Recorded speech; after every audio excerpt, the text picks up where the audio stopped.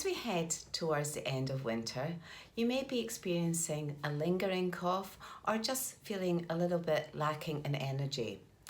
We've got a few tips that we find that are really helpful to students and also clients. So if an easy technique is to slide along just under the fingers. This area is related to the chest.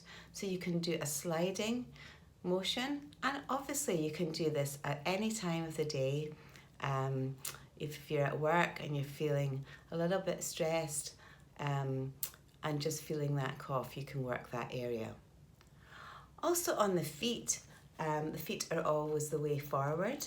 So within reflexology, in the ball of the feet, under the toes, we find this area can be quite congested. So by congested, we feel there's little crunchy bits, crystal deposits. So doing a stretching, and if your family or friend or partner can do this, this is even more beneficial to you.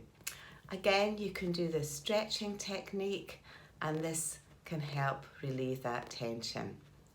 So if you'd like to find out more, or are at that point you'd really like to learn something in more detail, we've got quite a few places left on our course commencing the 11th of October, and that's to become a professional clinical reflexologist. So please get in touch.